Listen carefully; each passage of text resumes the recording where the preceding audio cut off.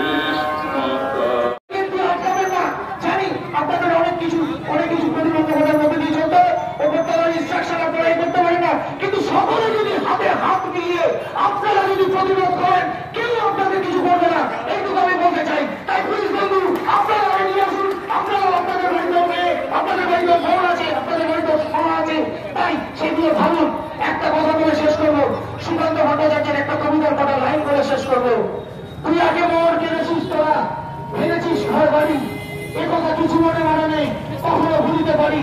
আমি হিংস্র মানবিকতার যদি আমি কেউ তিলোত্তমার অত্যাচারের কাহিনী কিভাবে ক্যানভাসে ফুটিয়ে তুলছেন আপনারা? কর্মচারী পরিষদ এসে উপস্থিত হয়েছেন। কর্মচারী পরিষদের নেতৃত্বদের আমি মঞ্চে আহ্বান করছি।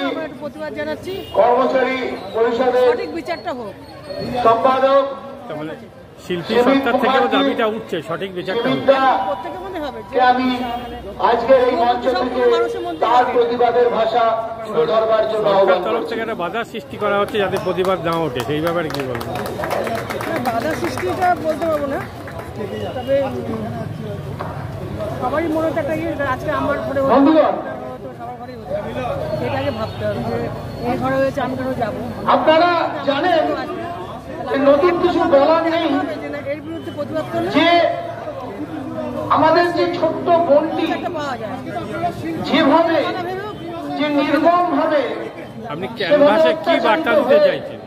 সে খুন হয়েছিল, ক্যানভাসে আমরা বাড়তে চাইছি যে সঠিক সেটা বিচার, বর্ণনা করার ভাষা হয়তো আমাদের কারণে নেই, অত্যাচার এবং তার কাজের কিন্তু জায়গা যখনই তার মুখটা মনে পড়ে তখনই তাকে আমরা কল্পনা করি যে এগুলো আমার নিজের মেয়ে হতে পারে, আমার নিজের বোন হতে পারে, যা কিছু, পাওয়া যায় না। আমরা শিওর তখনই আমাদের ভেতরটা যেন ফেটে যায়, যে একটা আমাদের ভেতরটা যেন কিভাবে বলে ওঠে মানুষ বলবে যে আজকে যেটা ওখানে হয়েছে কাল তো আমার বাড়িতে হতে পারে, কাল তোমার বাড়িতে হতে পারে, সকলের বাড়িতে হতে পারে। তাই কারণ পাশে গিয়ে যদি আমরা না দাঁড়াই, কাল কিন্তু আমার পাশে কেউ এসে দাঁড়াবে না। তাই আমাদের প্রত্যেকের উচিত যে আমাদের ভেতরের সত্তাটাকে জানিয়ে তুলে আমাদের সেই ভিক্টিমের পাশে গিয়ে, যখনই যে ভিক্টিম তার পাশে গিয়ে দাঁড়ানো এবং তার পাশে গিয়ে দাঁড়ানো, তার জন্য জাস্টিস চেয়ে যেন আমাদের যে দৃষ্টান্তমূলক শাস্তি আমরা চাই, এইটা আমাদের তো সকলেরই হওয়া উচিত।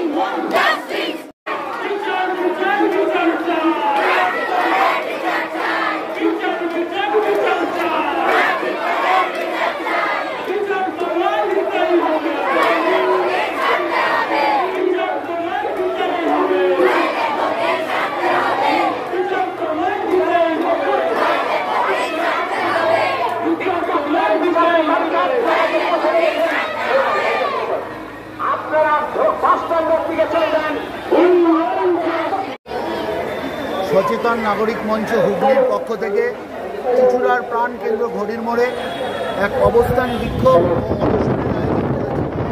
আমাদের সচেতন মঞ্চের তিনজন কার্যকর্তা তারা অনশনে বসেছেন। আগামীকাল রাত 10টা অবধি আমাদের এই অবস্থান ও অনশন চলবে। সমাজের বিভিন্ন প্রান্তের মানুষ, বিভিন্ন রঙের মানুষ, বিভিন্ন রাজনৈতিক মতাদর্শের মানুষ আজ সব মিলেমিশে সচেতন মঞ্চের এই অবস্থানে আমরা সবাই একস্বরে সমস্বরে চিৎকার করে একটাই কথা বলেছি, উই ওয়ান্ট জাস্টিস।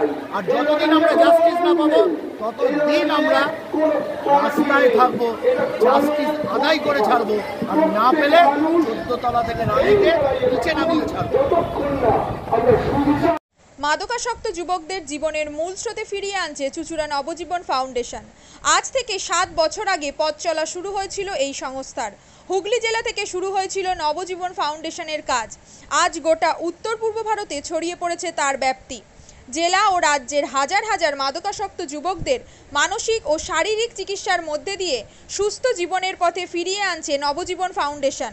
কী করে এই সংস্থাকে তিল তিল করে গড়ে তুলছেন বন্ধন নিউজ এর ক্যামেরার সামনে, সে কথা বললেন সংস্থার কর্ণধার চন্দন দাস। দেখি ওটার মধ্যে কি আছে বা পাড়ার বড় দাদারা করছে, আমিও একটুখানি করি, ফিলিংসটা কি সেটা দেখতে যায়।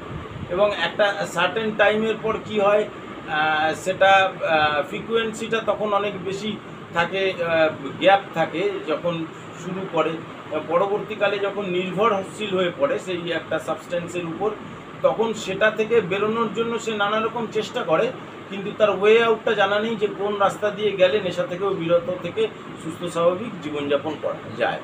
তো আমি ভাবলাম যে শুধুমাত্র আমি সুস্থ স্বাভাবিক জীবনযাপন করলাম, আমার জীবনের সার্বিক উন্নতি হলো, বা আমার যেসব এম বা আমি জীবনে যে জিনিসগুলো করতে পারিনি সেগুলো আমি ফুলফিল করলাম, তাহলে তো শুধু আমার কথাই ভাবা হবে।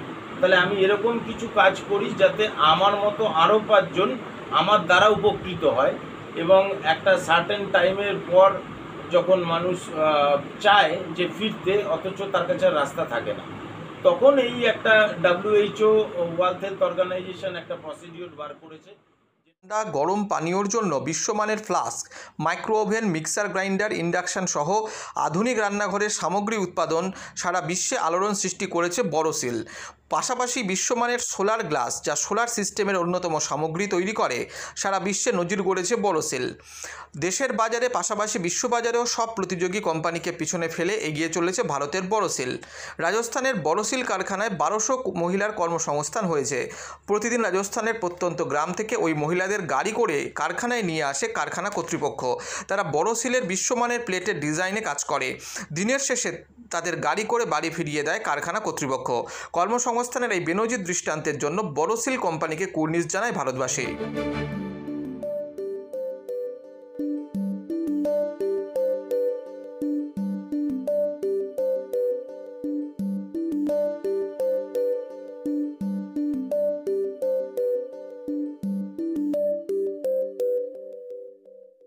At Borosil, our products touch our customers' lives in many ways. Our philosophy is simple: understand the evolving needs of our customers and deliver solutions to meet them.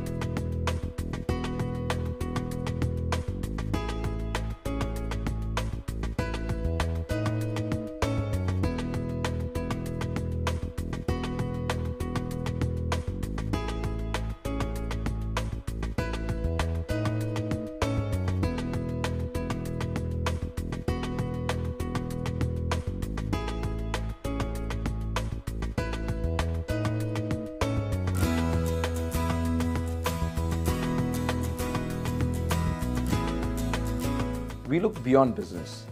We promote green energy as well as provide healthcare and education for the underprivileged.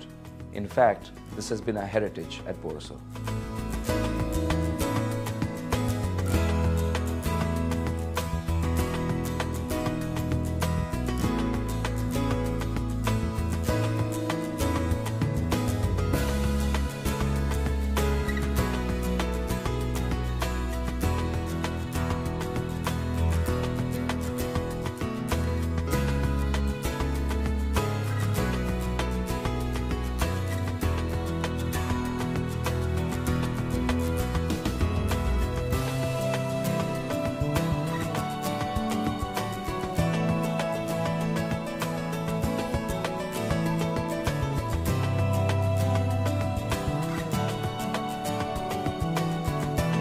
Our products are developed with innovation and thought. It is technology emboldened by the human spirit.